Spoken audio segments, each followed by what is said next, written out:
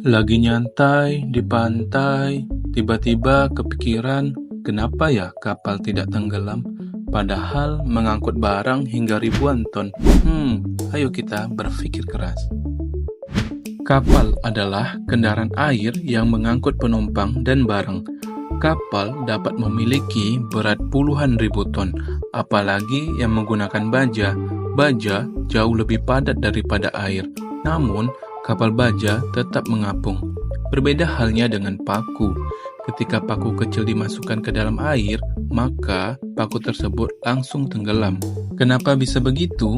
Hal tersebut dipengaruhi oleh massa jenis. Ketika benda tersebut mengapung, maka massa jenis benda tersebut lebih kecil dari massa jenis air laut. Dan jika benda tersebut tenggelam, maka massa jenis benda tersebut lebih besar dari massa jenis air laut. Massa jenis dipengaruhi oleh massa dan volume. Ketika massanya semakin ringan dan volume semakin besar, maka massa jenisnya akan semakin kecil. Masih bingung apa itu massa dan volume? Ayo kita ilustrasikan. Bayangkan dua buah benda. Benda pertama adalah kantong yang berisi pasir, dan benda kedua adalah balon yang berisi udara. Jika kita timbang beratnya, maka kantong pasirlah yang paling berat. Itulah massa. Sedangkan jika kita lihat ukuran besarnya, maka balonlah yang paling besar. Itulah volume. Jadi, massa itu adalah jumlah materi atau partikel dalam suatu objek, dan volume berkaitan dengan seberapa besar ruang yang ditempati oleh objek tersebut.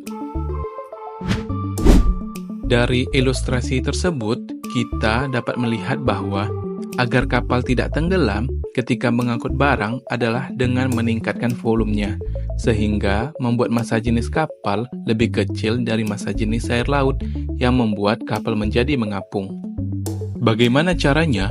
Kapal memiliki ruangan yang luas beserta rongga berisi udara yang menjadikan volume kapal menjadi besar dan membuat massa jenis kapal menjadi lebih kecil dari massa jenis air laut yang membuat kapal menjadi mengapung. Itulah yang membuat kapal tidak tenggelam dan menjadi mengapung. Nah, sekarang kalian jadi lebih tahu kan kenapa kapal itu tidak tenggelam di laut?